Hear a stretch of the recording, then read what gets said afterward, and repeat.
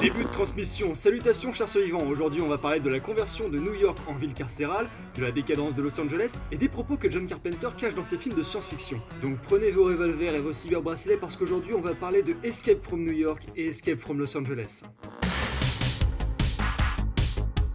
En 1978, John Carpenter surfe sur le succès de son dernier film, La Nuit des Masques.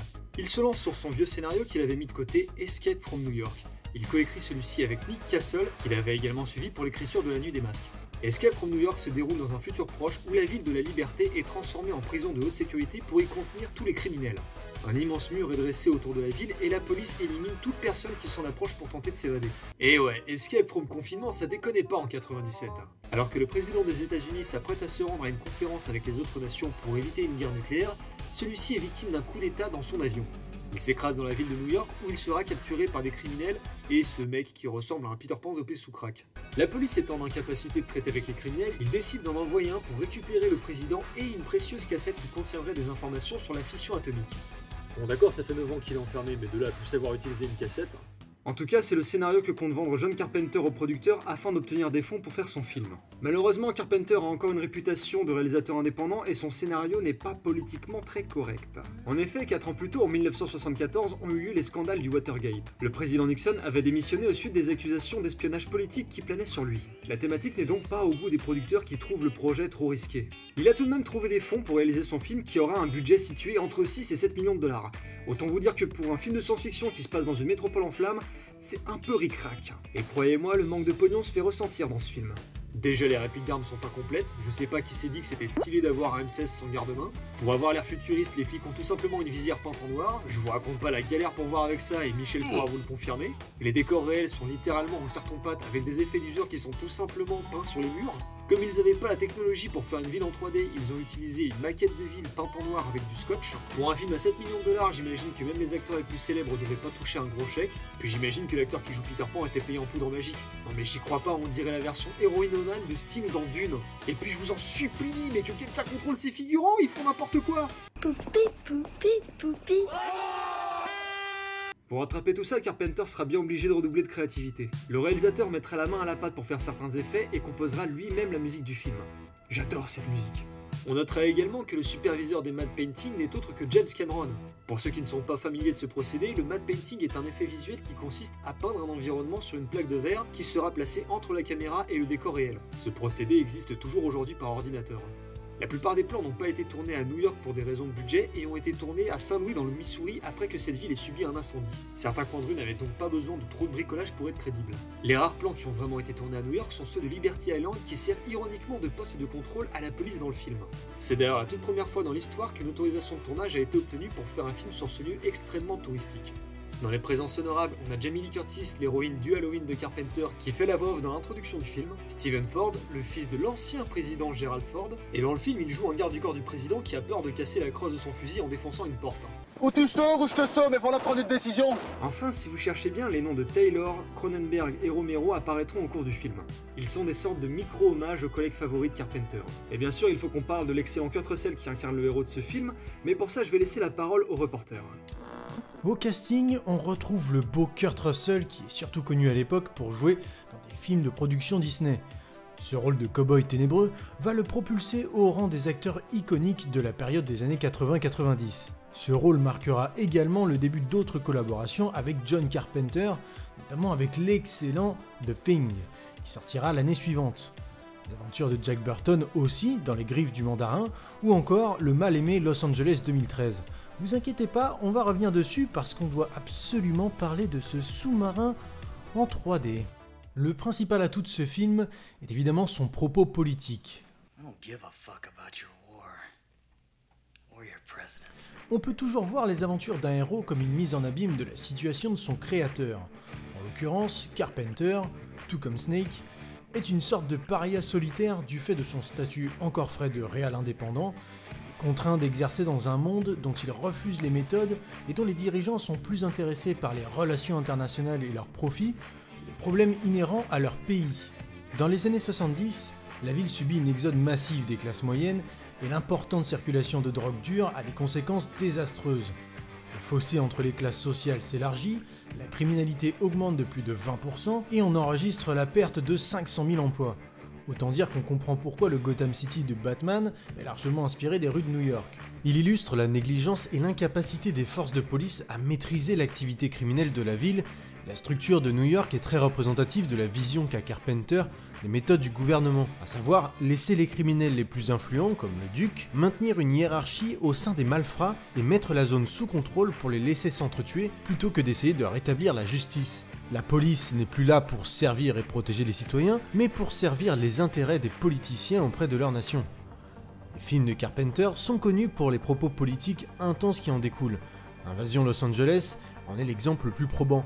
Il a une vision punk de sa génération et de la gestion de son pays. Il dépeint ces groupuscules comme des menaces sournoises obsédées par le contrôle. Le mur qui encercle la ville est un symbole évident du totalitarisme. Et oui, le mur de Berlin était encore debout à cette époque, et cela en dit beaucoup sur l'opinion de Carpenter concernant le système capitaliste américain.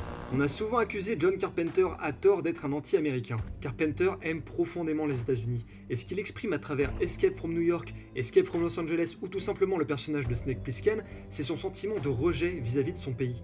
Il dénonce l'état d'un système qui l'épuise et qui supprime les libertés qui représentaient selon lui les véritables valeurs de son pays. Ici, on voit les tendances élitistes des États-Unis où les puissants ont abandonné les plus faibles pour se concentrer sur leurs propres intérêts. Mais ce n'est pas juste une critique des classes sociales supérieures car les New-Yorkais sont montrés comme des animaux qui se livrent leurs plus bas instincts.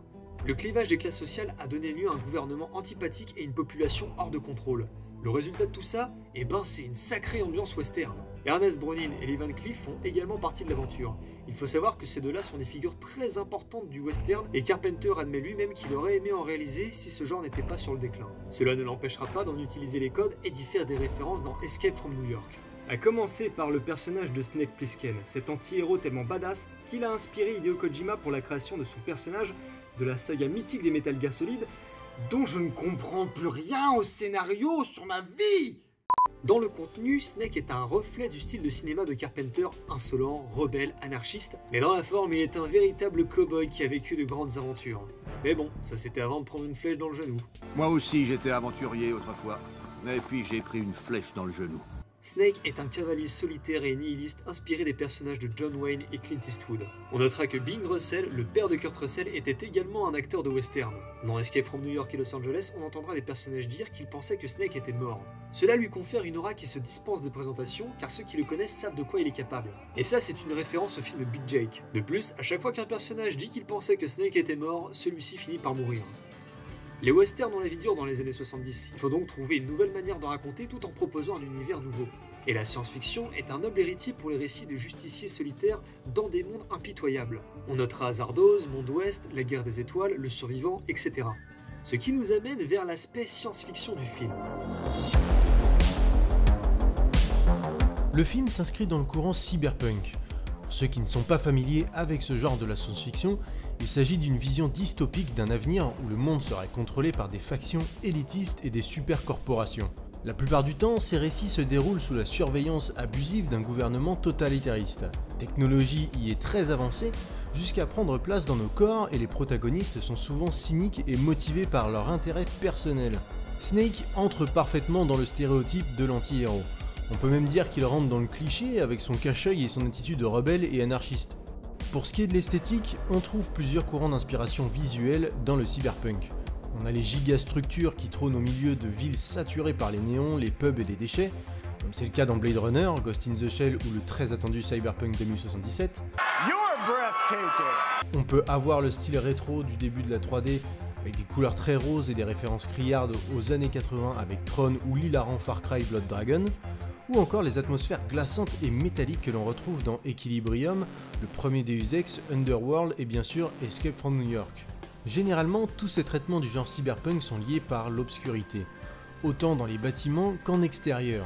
On en vient presque à douter de l'existence du soleil, cela pour représenter la vie nocturne et l'obscurantisme qui pèse sur ces métropoles. J'en profite pour faire un petit crochet sur Deus Ex, plus particulièrement sur le premier puisqu'il a énormément de points communs avec Escape from New York. Un démarrage sur un Liberty Island sous contrôle gouvernemental, policiers cachés sous leur visière, les rues investies par le crime et la pauvreté, les loupiottes en arrière-plan qui servent à rien. J'adore. Et puis comment parler du cyberpunk sans parler de l'imperméable noir qui fut l'accessoire du héros dark et badass fin des années 90, début 2000 que Snake portera d'ailleurs dans Escape from Los Angeles. Tiens, ça va nous donner l'occasion de parler de ce dernier d'ailleurs. Et c'est reparti, Carpenter remet le couvert avec Kurt Russell 15 ans plus tard avec Los Angeles 2013. Snake Plissken est de nouveau capturé pour servir de force les intérêts de sa nation en partant en mission d'extraction dans une ville prison. Il doit récupérer une télécommande de contrôle satellite conçue pour faire disjoncter toute forme de technologie électronique. Celle-ci a été dérobée par Utopia, la fille du président des États-Unis, qui l'a donnée à un leader révolutionnaire sud-américain qui veut s'en servir pour priver les Américains de leurs moyens. Le président des Nations Unies fait également comprendre à Snake que sa fille Utopia doit être assassinée. Alors, on se pose 2 secondes, parce qu'en termes de symbole, c'est un vrai foutoir. On a la contrefaçon de George Bush en guerre contre le jumeau de Che Guevara, dans une version inversée de la baie des cochons, et Snake Plissken est envoyé pour tuer l'utopie engendrée par le président et lui rapporter l'artefact du contrôle absolu, sinon il meurt à cause d'un virus transmis sournoisement par les antagonistes. D'ailleurs, on n'explique pas trop ce que c'est cette maladie. Je suis seule.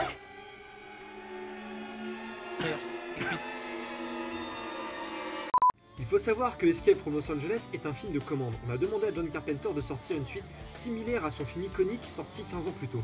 Il serait payé 5 millions de dollars et disposerait d'un budget de 50 millions de dollars pour réaliser celui-ci.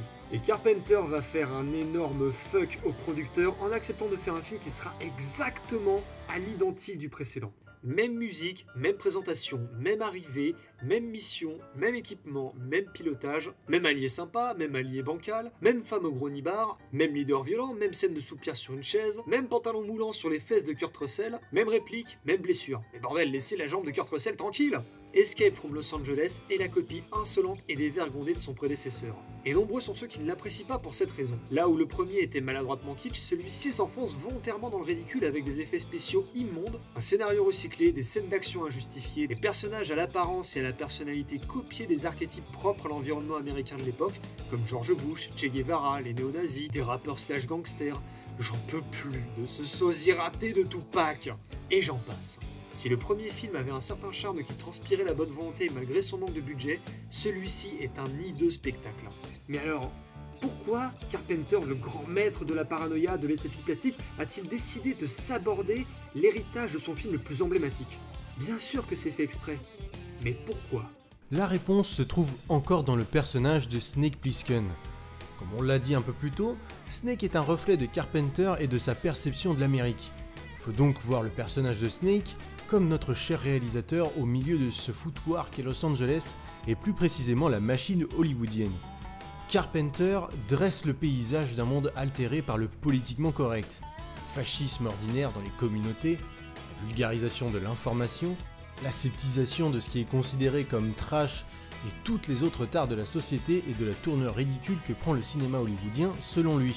Snake, tout comme Carpenter, est resté inchangé et est toujours fidèle à ses idéaux dans un environnement dont il exagère les défauts.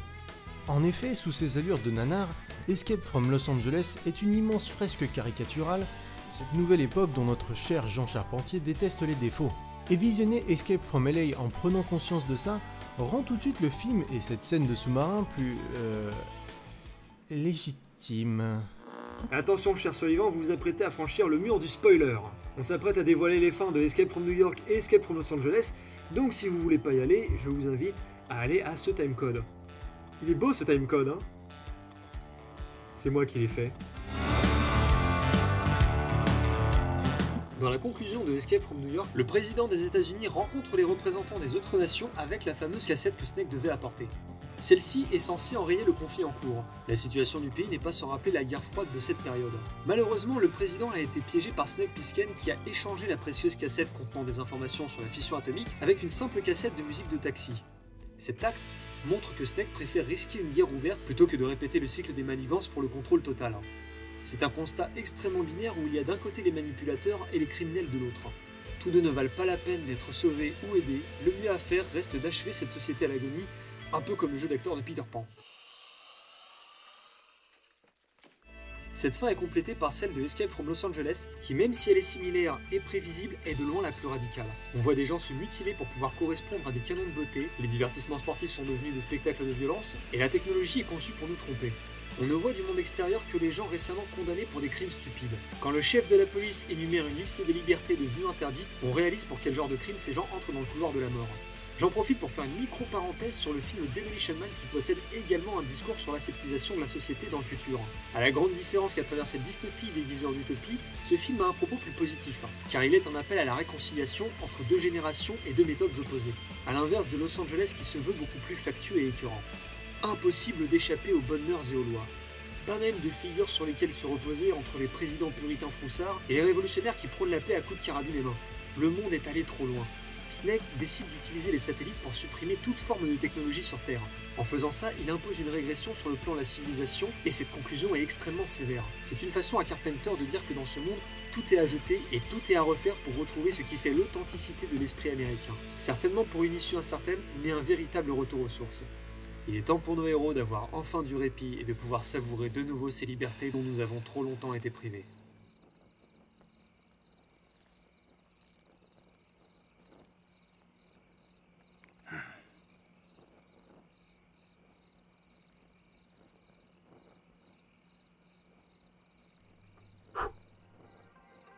Même si Carpenter ne prône évidemment pas la fin du monde, ce qu'il veut nous faire comprendre, c'est qu'il nous faut repartir sur des bonnes bases, sur les bases de la culture et du cinéma pour arrêter l'aseptisation de ces derniers.